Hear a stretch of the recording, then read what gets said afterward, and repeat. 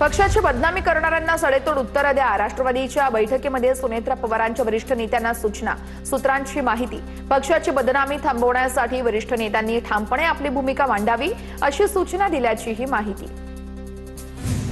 राष्ट्रवादीच्या बैठकीमध्ये भुजबळांनी स्वबळाचा नारा दिल्याची चर्चा. 2029च्या निवडणुकीमध्ये भाजप काय भूमिका घेईल माहिती नाही. आपण 288 जागांची तयारी करायला हवी. बैठकीमध्ये छगन भुजबळांचं विधान. भविष्यातील वाढणाऱ्या मतदारसंघांविषयी देखील भाष्य.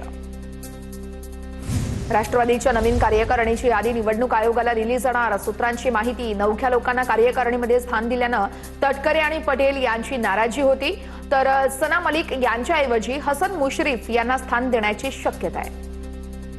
प्राजक्त तनपुरे यांचा भाजप प्रवेश निश्चित झालाय. 30 मे रोजी भाजप प्रवेश निश्चित करण्यात आलाय.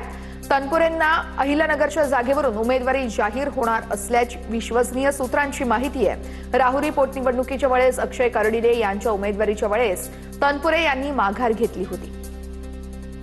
गोंदियाच्या राजकारणात नवी चर्चा. काँग्रेसचे प्रफुल्ल अग्रवाल भाजपच्या वाटेवर असल्याची सूत्रांची माहिती आहे. विधान परिषदेसाठी प्रफुल्ल अग्रवाल यांनी भाजपकडे तिकिटाची मागणी केल्याच्या चर्चा आहेत. सूत्रांची माहिती आहे. जागा वाटपासाठी विधान परिषदेच्या आज मवियाची बैठक असेल. हर्षवर्धन सपकाळ, शशिकांत शिंदे, अंबादास दानवे उपस्थित राहणार. बैठकीमध्ये जागा वाटपासंदर्भात प्राथमिक चर्चा केली जाणार असल्याची सूत्रांची माहिती.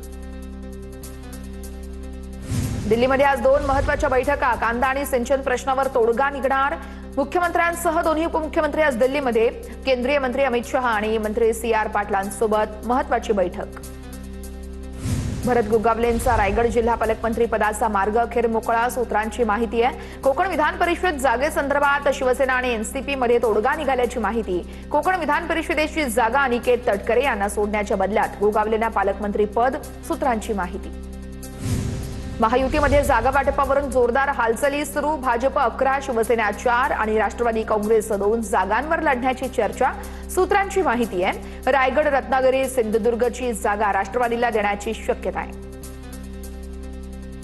विधान परिषदेच्या 6 जागांसाठी शिवसेनेमध्ये लॉबिंग सुरू आहे. सूत्रांची माहिती आहे. 6वी जागा मेरिटच्या आधारे राजकीय बलाबल पाहता मिळावी अशी मागणी आहे. छत्रपती संभाजीनगर रायगडची जागा मेरिटच्या आधारे मिळावी अशी मागणी होत असल्याची सूत्रांची माहिती आहे.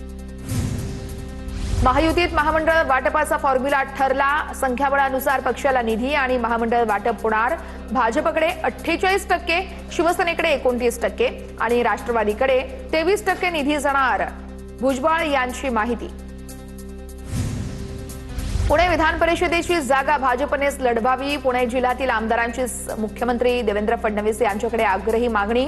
आमदार राहुल कुल, हेमंत रासने, शंकर जगताप यांनी घेतली आहे भेट. नाशिक विधान परिषदेच्या जागेवरून महायुतीमध्ये रस्सीखेच आहे. राष्ट्रवादीच्या आमदारांनी मुंबईमध्ये सुनेत्रा पवारांची भेट घेतली आहे. भाजप आणि शिंदेंच्या शिवसेनेनंतर राष्ट्रवादीकडून देखील दावा करण्यात आलेला आहे. वर्धा, चंद्रपूर आणि गडचिरोली विधान परिषद मतदारसंघातील राजकारण तापलं. भाजपने सर्वपक्षीय 200 पेक्षा जास्त नगरसेवकांना सहलीला घेऊन गेल्याची सूत्रांची माहिती आहे. वेगवेगळ्या वाहनांमधून नगरसेवकांची सहल सुरू आहे. सूत्रांची ही सगळी माहिती मिळते. विधान परिषदेच्या निवडणुकीपूर्वी भाजप आमदार बंटी भांगडिया यांचा काँग्रेसला मोठा धक्का. चिमूर नगर परिषदेतील काँग्रेसच्या 2 नगरसेवकांचा भाजपात प्रवेश. विधान परिषदेच्या निवडणुकीपूर्वी विजय वडेट्टीवार यांना मोठा धक्का. वडेट्टीवारांनी चंद्रपूर, गडचिरोलीमध्ये गटबाजी वाढवण्याचं काम केलं. गटबाजीमुळे चंद्रपूर आणि गडचिरोलीमध्ये काँग्रेस कमजोर झाली आहे. भाजपच्या राज्यात सुरू असलेल्या 5000हून अधिक प्राध्यापक भरतीच्या पार्श्वभूमीवर मंत्री चंद्रकांत पाटील यांच्या दालनाबाहेर शिफारस बंदीचा सूचना फलक. भरती प्रक्रियेमध्ये कोणताही दबाव किंवा शिफारस करू नये असं निर्देश देण्यात आल्याची माहिती. नागपूरमध्ये केंद्रीय मंत्री नितीन गडकरी यांच्या वाढदिवसानिमित्त सर्वत्र होर्डिंग्स लागलेले आहेत. राज्य अल्पसंख्याक आयोगाचे अध्यक्ष प्यारे खान यांच्याकडून बॅनर लावत वाढदिवसाच्या शुभेच्छा देण्यात आल्या. कोल्हापूरमध्ये गोकुळ दूध संघाच्या तूप, लोणी आणि दूध पावडर प्रोडक्टसाठी हलाल सर्टिफिकेट. मुश्रीफ यांचा मुलगा गोकुळचा अध्यक्ष असताना हलाल सर्टिफिकेट, त्यामुळे आता नवा वाद निर्माण होण्याची शक्यता. रिंग रोड भूसंपादन बाधित शेतकऱ्यांची नाशिकच्या जिल्हाधिकारी कार्यालयामध्ये बैठक. भूसंपादन बाधित शेतकरी मंत्र्यांच्या घरासमोर आंदोलन करण्याच्या तयारीत. भुजबळांनी साथ द्यावी यासाठी शेतकरी त्यांच्या घरासमोर आंदोलन करणार। नागपूरच्या वसतिगृहातील विद्यार्थिनीला नोटीस बजावल्याचं प्रकरण, विद्यार्थिनी आकांक्षा उकेला पालकमंत्री बावनकुळेंचा फोन। TV9 मराठीच्या बातमीनंतर पालकमंत्री बावनकुळेंचा विद्यार्थिनीला फोन करून विचारपूस। नीट प्रकरणातील आरोपी प्रल्हाद कुलकर्णी आणि शिवराज मोठेगावकरची आज कोठडी संपणार। दोघांनाही आज कोर्टात हजर केल्यानंतर सीबीआय कोठडी वाढवून मागण्याची शक्यता। नीट पेपरफुटी प्रकरणी सीबीआयकडून आणखी दोघांना अटक। गॉड म्हणून नंबर सेव्ह केलेल्या तेजस शहा या विद्यार्थ्याला पुण्यातून अटक। तेजस शहा या विद्यार्थ्यानं मनीषा हवालदारकडून पेपर विकत घेतल्याचं समोर। शिवराज मोठेगावकरकडे 10 दिवस आधीच नीटचा पेपर आला होता। सीबीआय चौकशीमध्ये मोठेगावकरच्या मुलानं माहिती दिली आहे। सूत्रांची माहिती आहे, मोठेगावकरकडे 10 दिवस आधीच प्रश्नपत्रिका आढळून आली होती। नाफेडकडून 8 दिवसात केवळ 50 टन कांदा खरेदी। शेतकऱ्यांची खरेदी केंद्रांकडे पाठ आहे। नाशिक जिल्ह्यातील 18 खरेदी केंद्रांवरती अत्यल्प प्रतिसाद आहे। कमी दर, जनजागृतीचा अभाव आणि खरेदी केंद्रांवरील गैरसोयीमुळे शेतकरी नाराज आहेत। मान्सूनचा केरळमध्ये दाखल होण्याचा 26 मेचा मुहूर्त हा हुकलेला आहे। यंदा मान्सूनचं आगमन काही दिवस लांबणीवर आहे। केरळमध्ये मान्सून 1 जूनच्या सुमारास दाखल होणार आहे, तर महाराष्ट्रामध्ये साधारणपणे 8 ते 10 जून दरम्यान मान्सून दाखल होण्याची शक्यता हवामान खात्याकडून वर्तवण्यात आलेली आहे। राज्यातील शेतकरी कर्जमाफी योजनेला केंद्रीय निवडणूक आयोगाचा हिरवा कंदील। 30 जून पूर्वी पात्र शेतकऱ्यांना कर्जमाफीचा लाभ मिळण्याचा मार्ग मोकळा।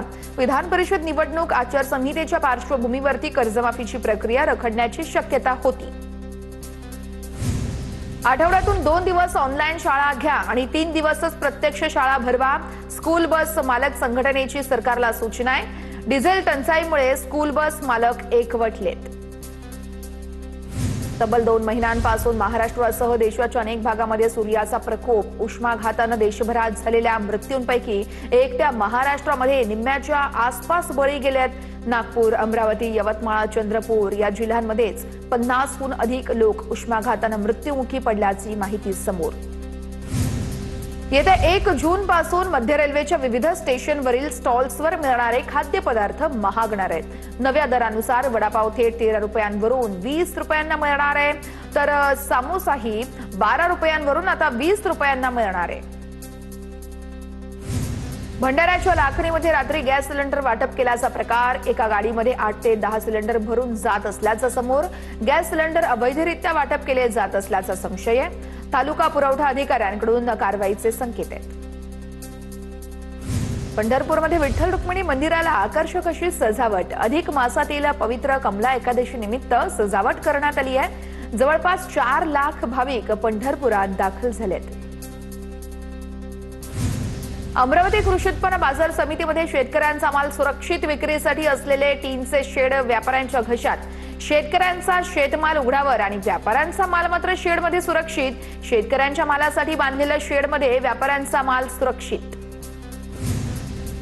नाशिकमध्ये जेवणात कढी आवडली नाही म्हणून पती आणि सासूकडून मारहाण। पती आणि सासूनं विवाहितेच्या अंगावर गरम कढी ओतली। घटनेमध्ये 34 वर्षीय विवाहिता गंभीररित्या जखमी झाल्याची माहिती। नंदुरबारमध्ये मतदार यादीच्या विशेष पुनर्निरीक्षणानंतर जिल्हा परिषद निवडणुकीच्या हालचालींना वेग। ऑक्टोबरमध्ये अंतिम यादी प्रसिद्ध होणार। 50% आरक्षण मर्यादेच्या निकालाकडे देखील सर्वांचंच लक्ष।